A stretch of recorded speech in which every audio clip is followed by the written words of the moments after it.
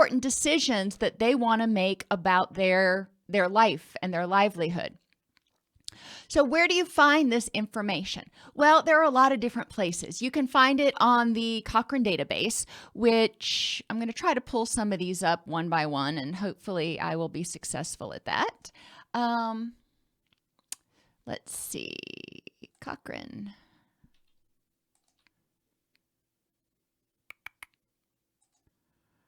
Maybe. All right, here we go. And if you go to the CochraneLibrary.com, you are able to search for a variety of different issues like depression treatments,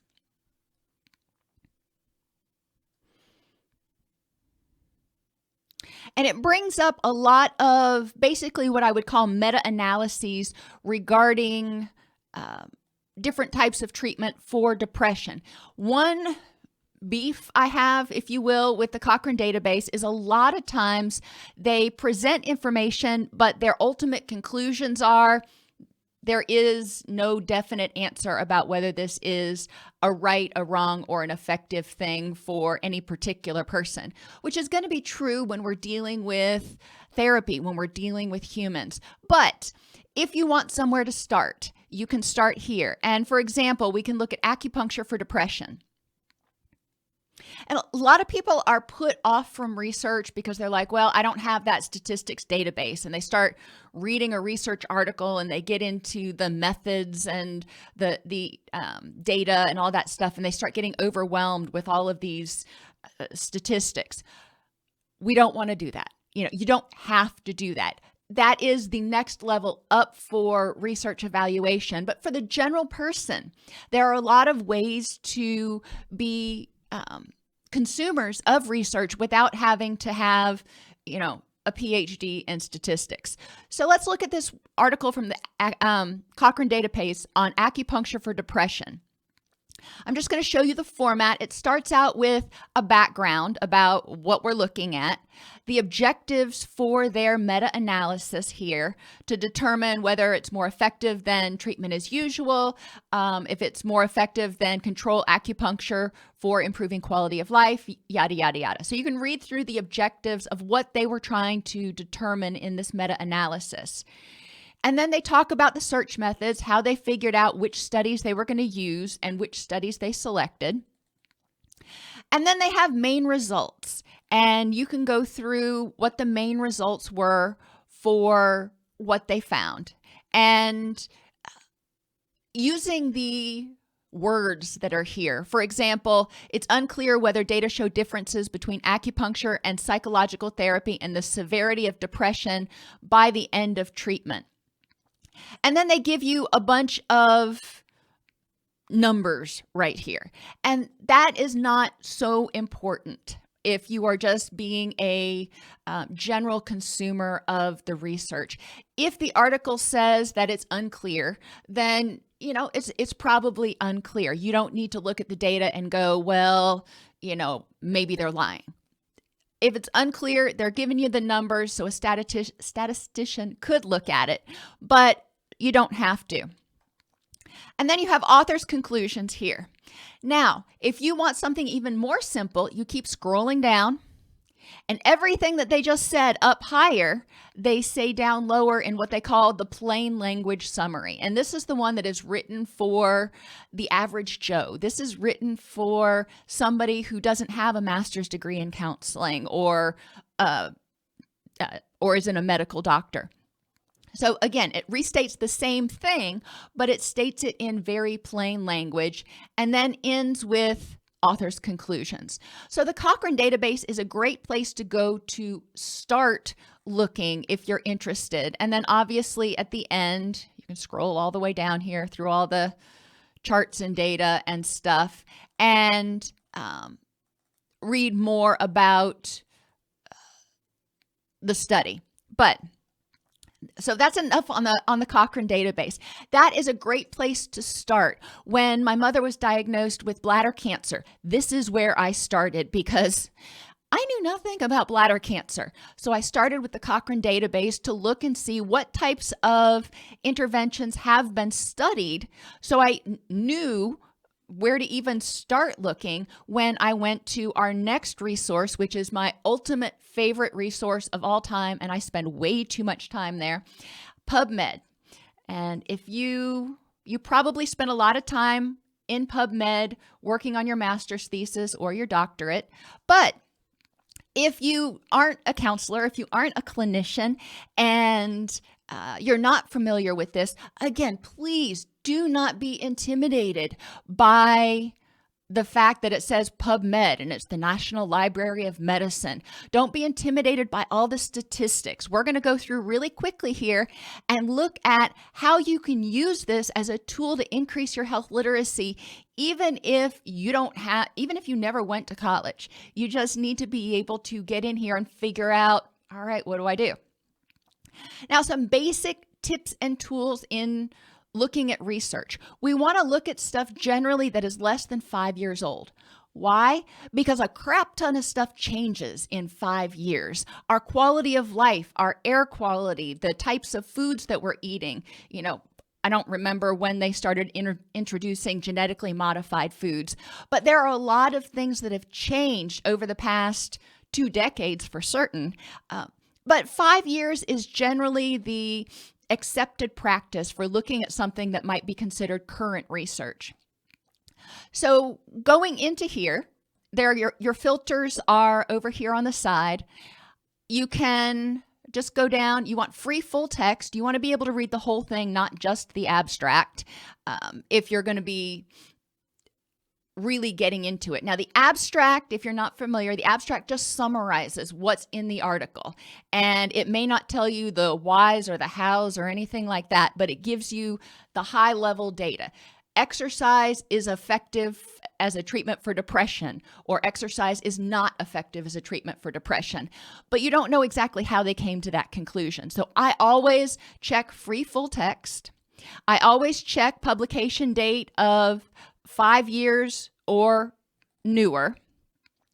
And you can click on additional filters. Species is another big one. I don't really care what rats do.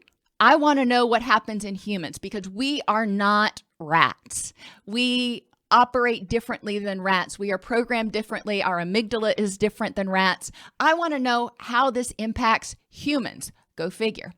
If I am working with a particular person, or if I'm looking for something on myself or something, I may also go down to sex.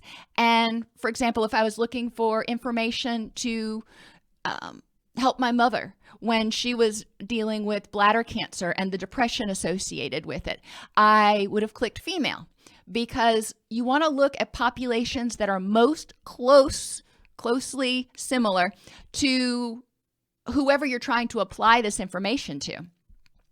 So I click show, and all of this stuff, when you click this happy little box here, free full text, all of this stuff is going to be free to you. So it's not like you're going to have to go somewhere and pay for it or get a subscription. That frustrates me so much when there's an article I want to read and it's behind a paywall, and the clinical paywalls are expensive. They want you to pay like $65 just to read an article, and I ain't got that kind of money. So anyhow, free full text, 5 years, human, and if gender makes a difference to you, then gender.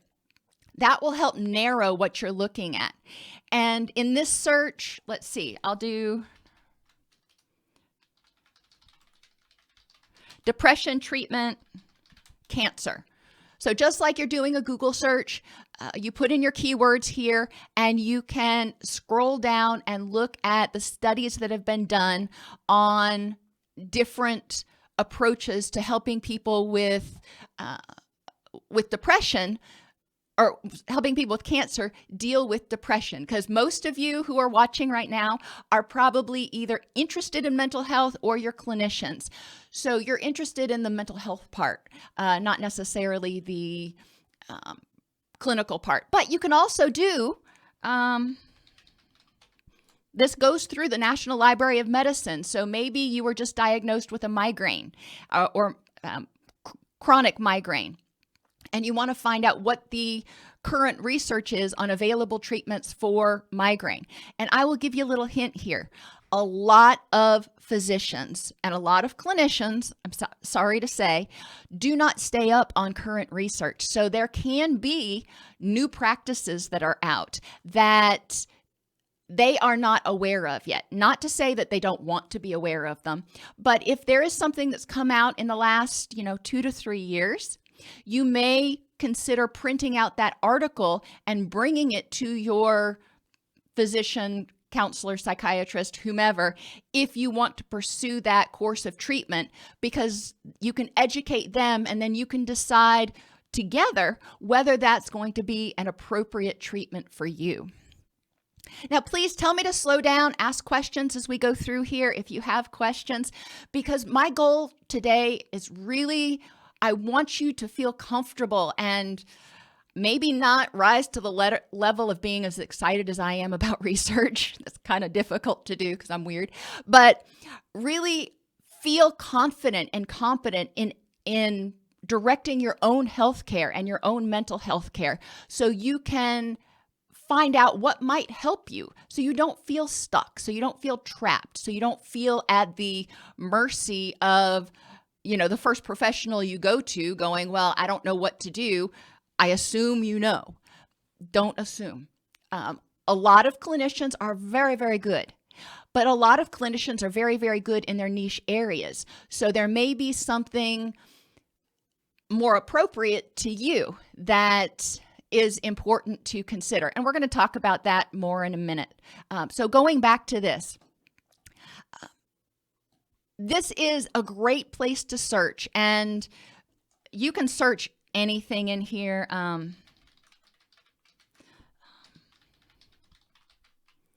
Mental health and correctional facilities. So this comes up, the first article is mental health of prisoners, prevalence, adverse outcomes, and interventions. So it gives you an idea of what might be there. So obviously, I love PubMed. You can go into this, and we're going to look at some of those articles in a minute. The DOAJ is the Directory of Open Access Journals.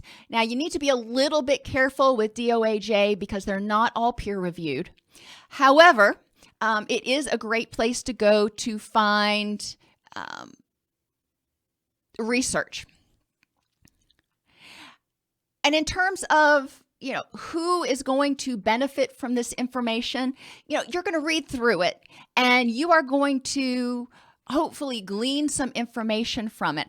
And let's just jump ahead to PubMed real quick. So this is one of the articles that I pulled out, and cognitive behavioral therapy for cancer-related cognitive dysfunction.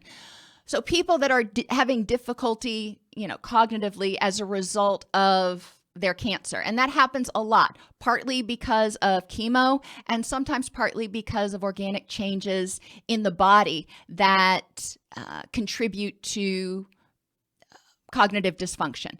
When people have cancer, a lot of times they don't sleep as well. That contributes to foggy headedness and problems concentrating and slower cognition.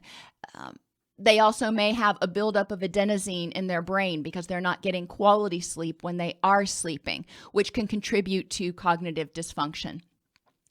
What you really want to do is you want to come in here, read the title, and then read the abstract. The abstract is that high-level summary that tells you what's in the article. Some people will find this is enough and they don't want to go any further, and that is totally cool. It may give you enough information to go back to your physician, your therapist, and say, I got a question. I read this, and open that line of discussion, because I don't expect everybody who looks at research to understand all of the nitty gritty. There's a lot of stuff in there that does take some amount of prior training, but there's also a lot of stuff that you can glean through it. So one of the things that intimidates a lot of people when they start reading the abstracts is they start seeing a lot of abbreviations. And it does frustrate me. I will give you that. It frustrates me, and I read these literally every day. If you see an abbreviation that you don't know what it means, scroll back to the top of the article or do a search. You can do Control F and you can do a search to find where that first came up in the article, and they define it. So here, CRCD is cancer-related cognitive dysfunction. They just didn't want to type it out every time. Same thing with CBT. And memory and attention adaptation training, they're going to call MAAT throughout. It's important to know those so you don't feel like you're totally reading a second language. But here in the summary, it talks about more research with larger sample sizes, multiple clinicians and multiple sites are needed to confirm effectiveness. But CBT approaches such as MAAT that address multiple psychological factors may offer a flexible, non-pharmacological approach to cancer-related cognitive decline that optimizes quality of life outcomes. Okay, well, that sounds really optimistic. So if I have a loved one who has cancer-related cognitive decline, I might be going, well, it sounds like there's some cognitive behavioral approaches. One is called MAAT that might be helpful. That's enough for me to go back to my loved one's social worker and say, what do you think? Now, if you are a social worker, and a lot of us who went through graduate school didn't develop a love of statistics, and that's totally cool.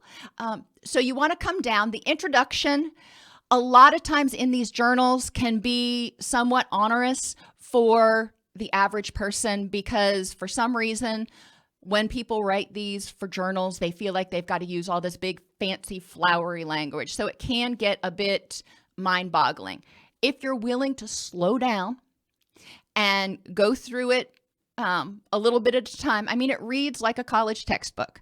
But if you're willing to take the time to go through, the introduction does provide a lot of good information about the issue, about the research that has already been done on the issue, and then about why they might be looking at whatever they're trying to study.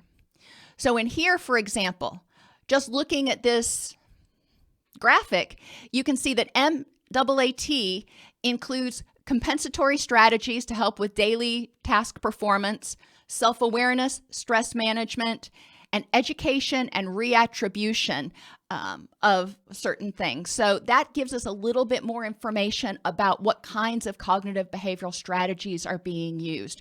So when I'm looking through this, just scanning it, I'm getting kind of excited. I'm like, okay, what might this look like in actual practice? But, I'm also recognizing that I'm trying to make sure that you're not put off by this. So if you can and want to read through the introduction, I think it is a great place to start. But if it is overwhelming, that's totally cool too. You can skip down that and you can look. In this one, there wasn't actually a study done, but you can look at the conclusion.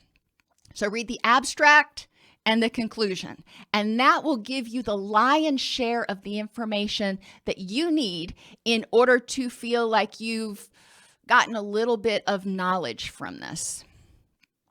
Okay. And if we have time, I'll go through a couple of more because I don't want you to feel intimidated. There are a lot of words and it can feel intimidating at first, but once you get the hang of it, and remember, you can skip over the method and the results section if stats is not your thing. The abstract and the conclusion are the most important parts for the average person to read and glean the information from. Now, if you want to tear the study apart, then you're going to have to read a little bit more in depth. But if you just want to figure out what is this study trying to say, that will do you really quite well. Okay, so the the directory of open access journals is another great place to go. You can just Google DOAJ and it will come up. Other places that you can get really great information that is free and it is allegedly peer-reviewed are your government websites. CDC, we all know what the CDC is. And obviously that pertains more to physical health issues, but it also pertains to a lot of physical health issues that co-occur with mental health issues, such as autoimmune diseases and diabetes and cancer. So the CDC is a great website. NIDA, the National Institute of Drug Abuse, has tons and tons of places. Let's see. Let's go to NIDA.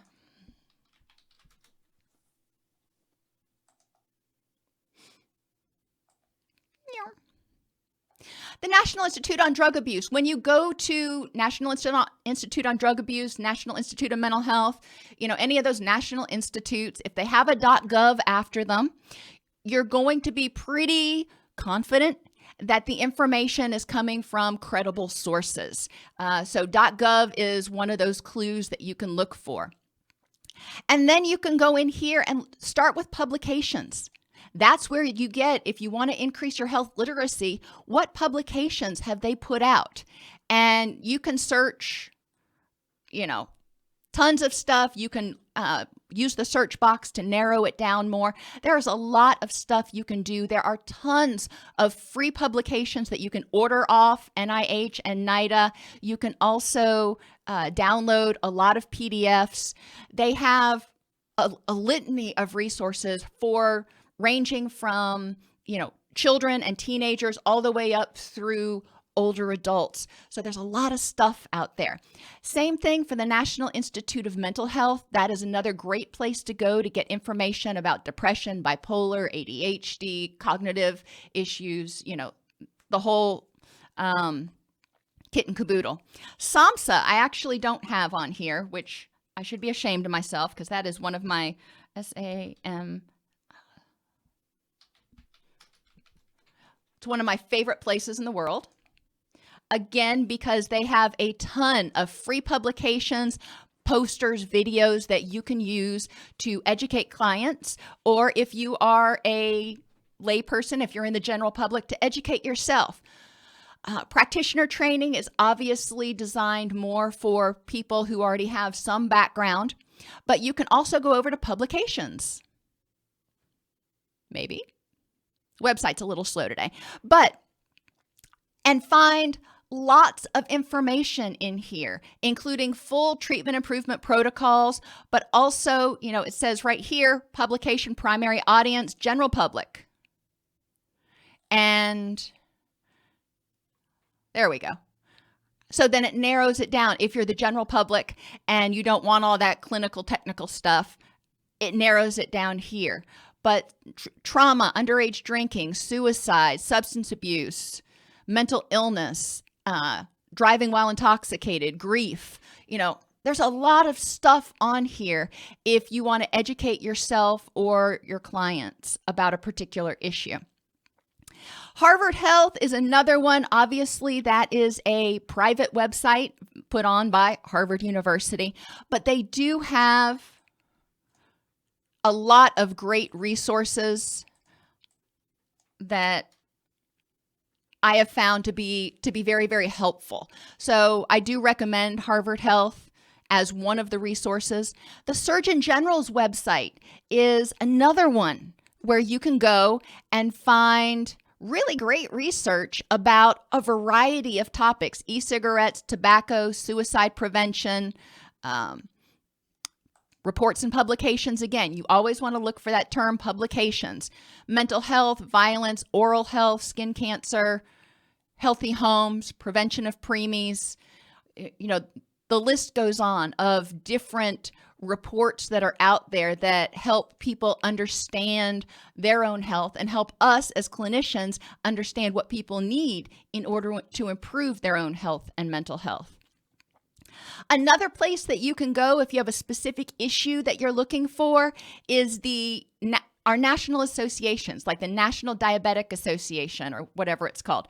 So search National Association and then whatever it is, diabetes, cancer, aging, and you can find a lot of good information that's generally being put out by a nonprofit organization that doesn't typically have any conflicts of interest. Other places that are not actually research but are really important to know And a lot of clinicians don't know these. So I really want you to, pay attention. Drugs dot, I always get the suffix messed up on these. Drugs.com has two places that are really awesome to go: the drug interactions checker and the drug side effects checker. When you have clients who are on multiple medications, or they're taking a medication and maybe some over-the-counter herbs, it's important to check the interactions, especially if they start having changes in their cognition, in their mood, or in their health. But for most of us who are mental health clinicians, we're going to be paying attention to their fatigue, their energy levels, their mood, cognition, those sorts of things. So, for example, you might put in Zoloft. So we're going to add that to the list. And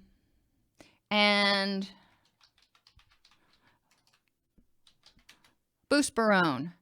And let's just throw in some OxyContin to round it out.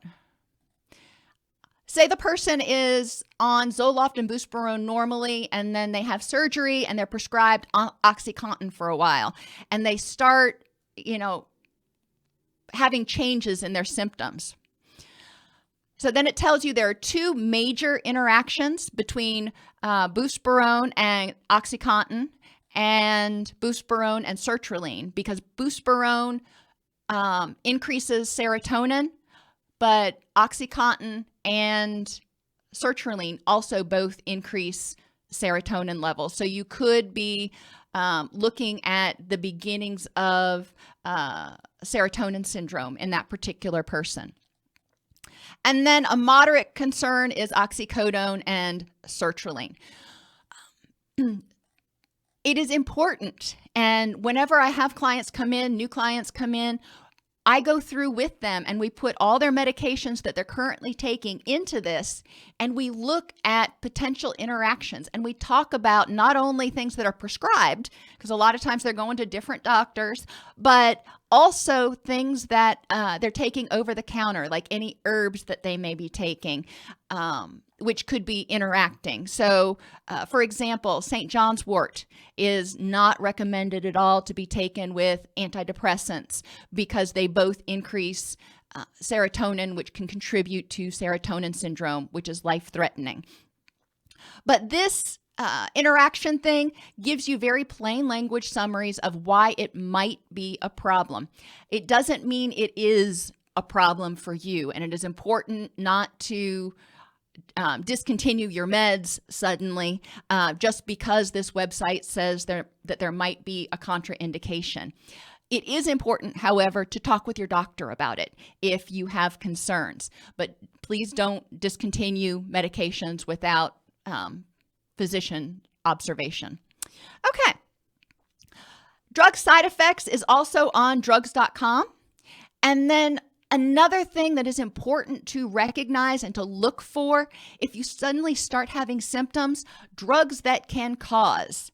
And there isn't a nice database for that I have found that I really like, that I feel is impartial. But there are a variety of medications out there that can cause symptoms that mimic anxiety disorders, that mimic depression.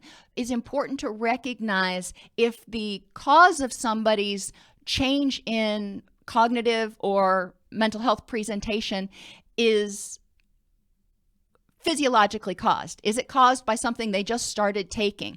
There are certain medications that just recently got FDA black box warnings put on them because they so significantly, as one is an asthma medication, because it so significantly increases the risk of depression and suicidal ideation.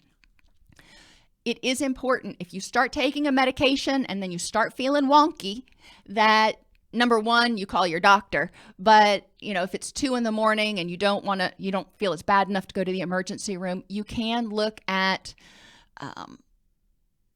drugs that can cause. And, for example, when I take one of the, I can't remember which one it is, one of the over-the-counter antihistamines, when my allergies get really bad, I feel super, super groggy all day long. And it's one that's not supposed to make you groggy, but it does. I think it's Zyrtec, but I can't remember.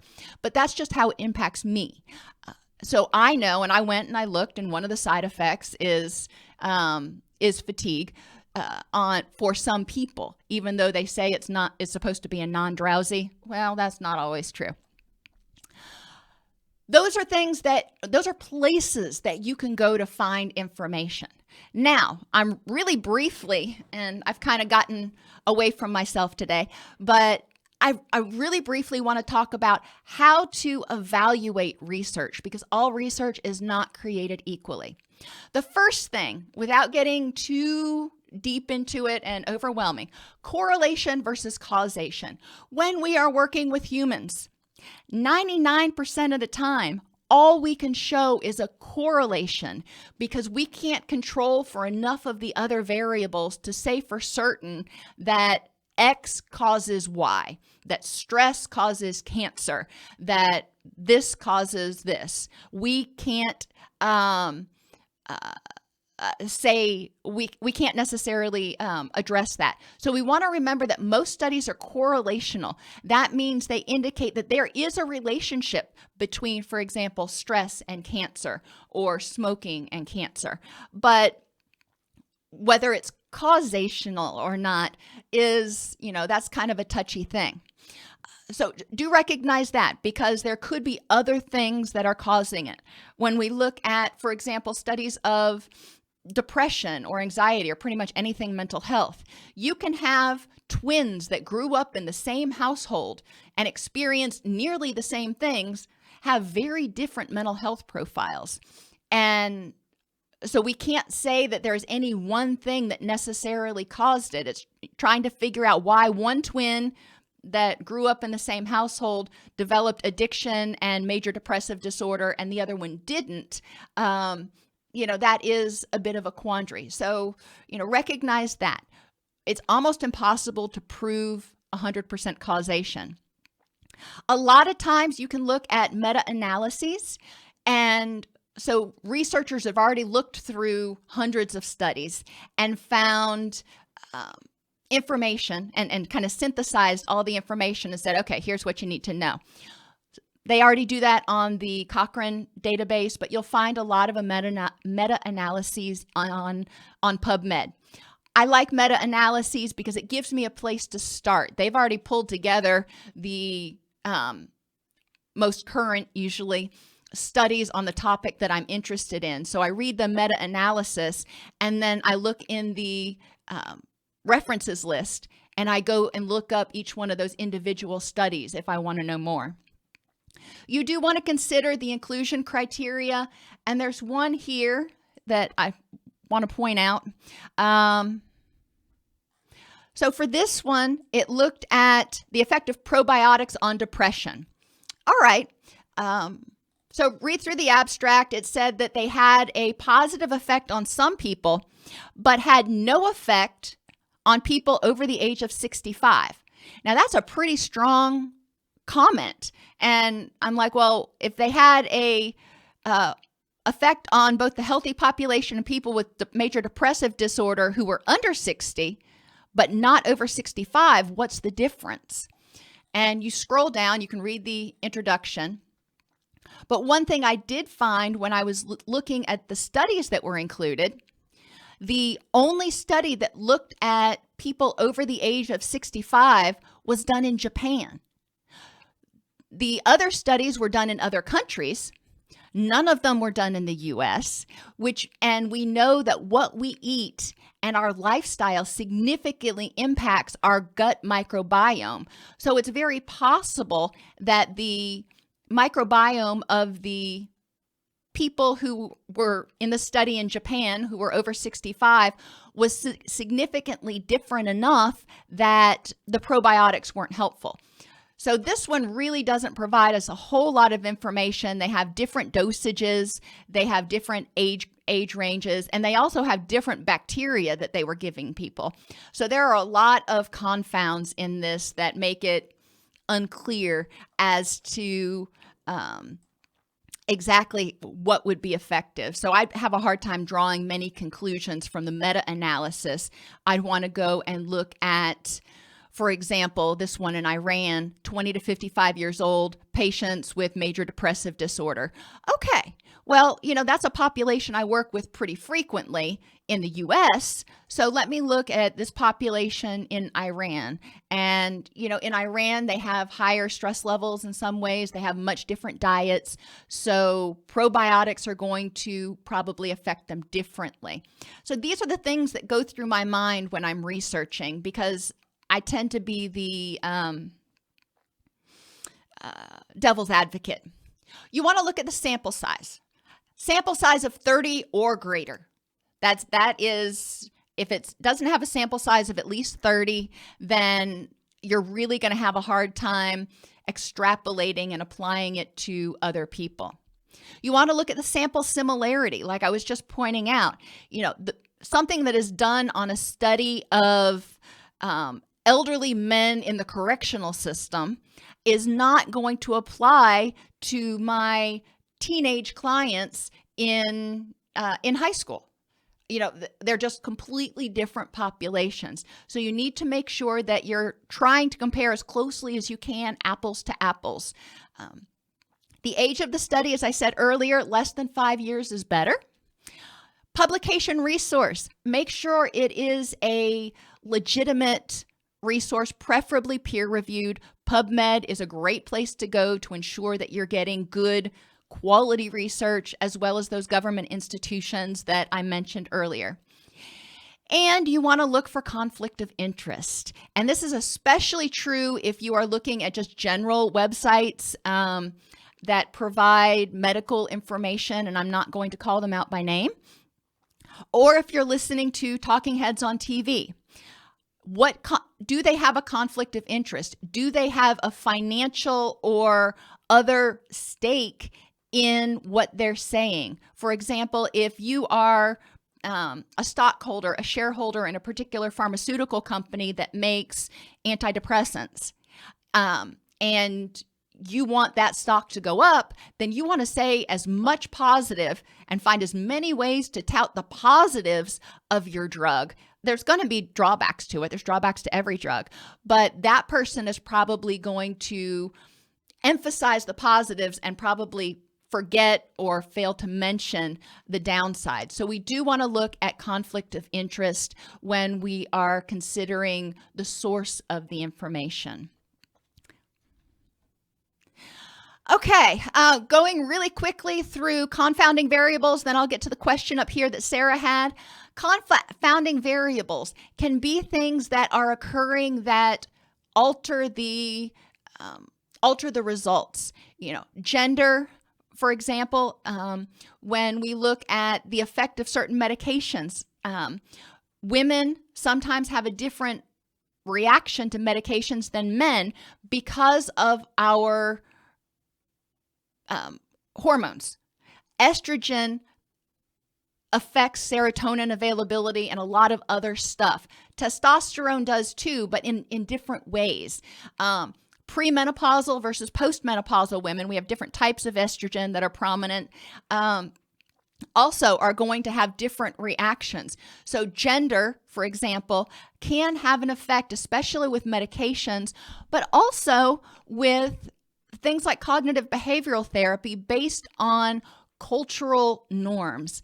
And, if you're doing certain types of expressive therapies, the cultural norm may discourage males in that culture from being expressive and encourage it in females. So you do want to look for confounds. You want to look at the species. As I said, we are not rats. Look for things that were done on humans.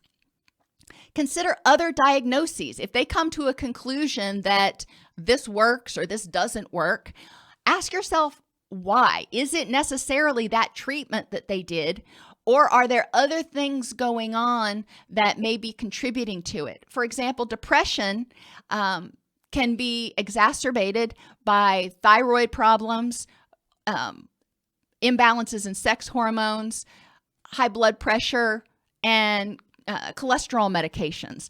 So if somebody is taking statins, for example, some people feel symptoms of anxiety, some people feel symptoms of depression, but it is important to recognize that there are a lot of physical conditions and medications people may be taking that might contribute. So if you're looking at a population, you want to figure out, I've never seen a study where 100% of the people have responded, or 100% of the people have not responded. So my question always is, all right, 60% of the people responded positively to this treatment, but 40% didn't.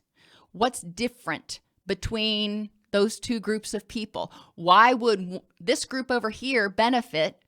I want to know that so I can, tailor my treatment. And what about the 40% that it didn't work for? What's different about them? What else might be going on with them that would keep this treatment from being effective? You also want to look at the unaffected within the population. I talked earlier, you can have a family that grew up, you can even have identical twins that grew up in the same family. One develops a wicked addiction problem and the other one doesn't. What's the difference? We want to look at race, ethnicity, and genetics. Some people are genetically predisposed to certain medical conditions, certain mental health conditions. We want to look at what's going on with them. People of certain ethnicities, for example, are more susceptible to lung cancer than others. People of certain ethnicities respond differently to alcohol than people of other ethnicities. There is an element of genetics that affects our physiological reaction to stress as well as to toxins. And we want to look at environmental variables. If you're comparing, a group of people and half of them are living in poverty or don't have adequate nutrition or not getting enough sleep, and the other half, don't have those problems, those are significant compounds because all three of those things are strongly correlated with mood issues. And you want to look, if you're a clinician especially, you want to consider possible underlying neurochemical issues. Our feelings, our reactions, our symptoms are prompted by changes in the neurochemical balance within our body. What is causing that? Is it disturbance of our gut microbiota? Is it lack of sleep? Is it poor nutrition? Is it stress? Is it an overactive HPA axis? There are a lot of things that alter our neurochemical balance that we want to consider. And, I point all this stuff out and I really am excited about it because it's so important for people to recognize that, for example, depression. Oh my gosh, there are at least 50 things that I can name right off the top of my head that might cause depression. And all of them have slightly different best practices for treatment. If somebody comes into your office and they've got major depressive disorder and it's because they've got poor nutrition, well, no amount of talk therapy is going to do any good if they don't have the building blocks to make the serotonin. If they're not getting adequate sleep, no amount of nutritional counseling and cognitive behavioral is going to do any good. So we want to look at what might be causing it. If they've got thyroid problems, if their thyroid levels are low, or if their sex hormone levels are low, there's only so much that talk therapy can do, and antidepressants probably also won't touch it because antidepressants are not going to significantly increase thyroid or sex hormone levels. Antidepressants are not going to be able to compensate for crappy nutrition or lack of sleep. So we do want to look at what are the other things that could be causing this problem. Okay, so that is the end of what I intended to be a short little introduction on research for improving health literacy. Now, to answer a couple of questions up here, what are some ways to handle the anger toward a parent who infected chronic disease to their child, which they died for when they were a child?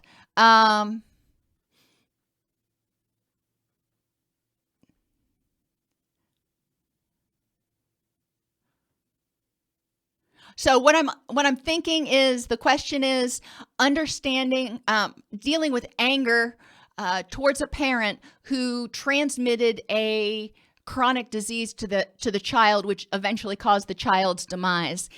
And there is a significant grief process in that. And figuring out, I mean, part of it depends on who we're talking about. Is it the parent's self-anger? Is it the family's anger at the parent? But one thing we do want to recognize is that anger indicates a sense of threat, indicates a sense of fight or flee.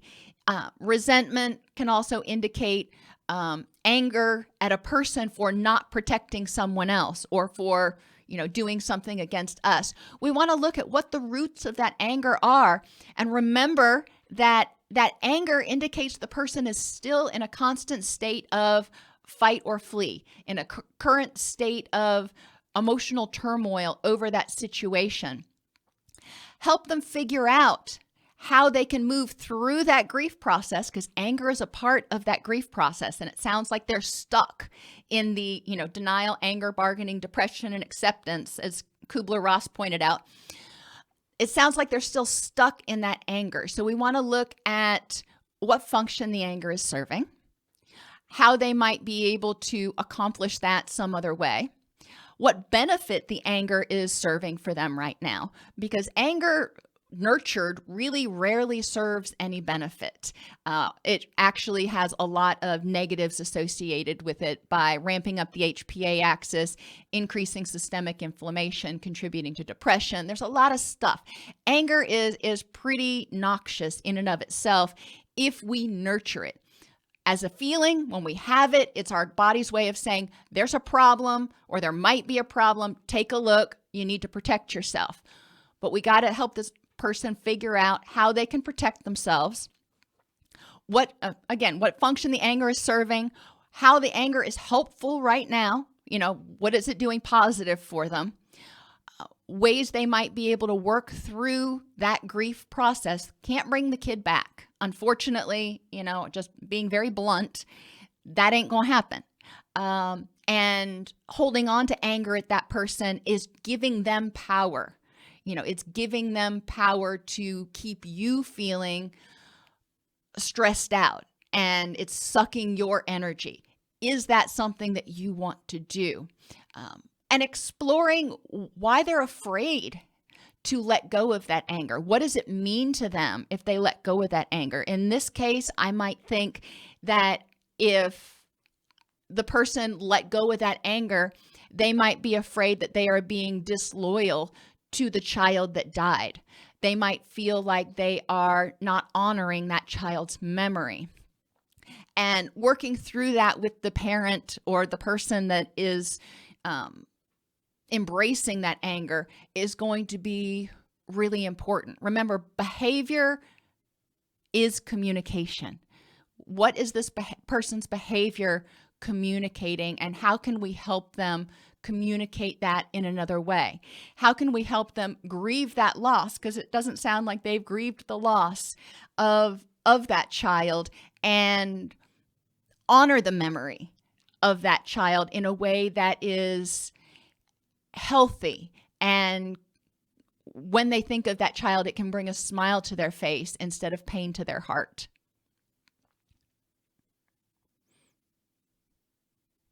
That's an excellent question. Are there any other questions?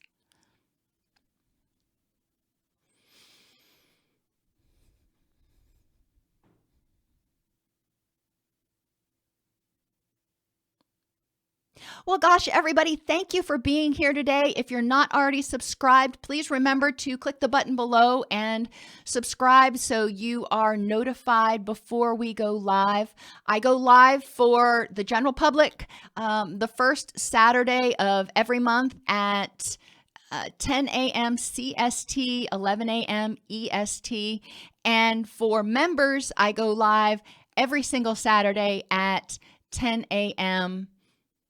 At 10 a.m. CST. I hate time zones. Resources for the beginner to know more about motivational interviewing. There are two primary places I would send you to.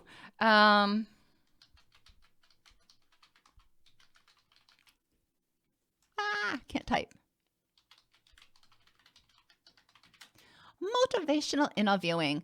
SAMHSA has an entire section dedicated to motivational interviewing. So you can learn, there are a ton of resources, the motivational interviewing reminder card, am I doing this right? You can also, enhancing motivation for change, in-service training, or the tip. It is a really easy read. So it's not one you're going to feel overwhelmed. It's kind of long, but it is a really easy read and a great primer for motivational enhancement. You can also go on the YouTube channel.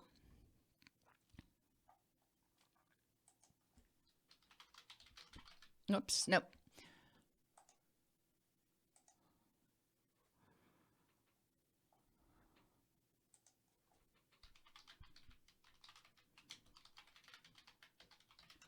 Just do motivational. I have,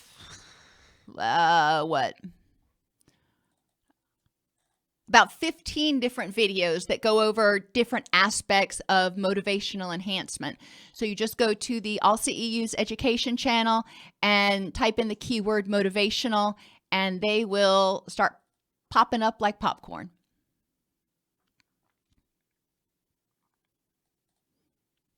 And a lot of these videos are based, at least in part, on those SAMHSA resources. So if you prefer to watch a video instead of read the manual, a lot of people are more auditory than I am, then, by all means, you can get the lion's share of what's in that tip from these different videos.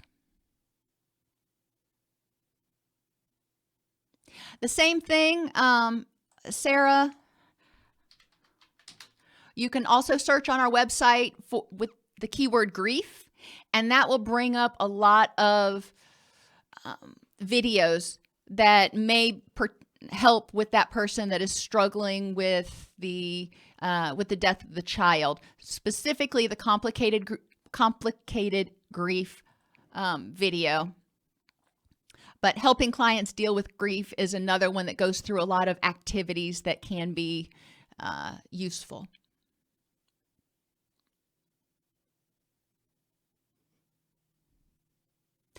Alrighty, thank you so much for the questions and for being here with me on this Saturday morning. Have a wonderful day. I hope it is beautiful where you guys are at, and I will see you hopefully next Saturday.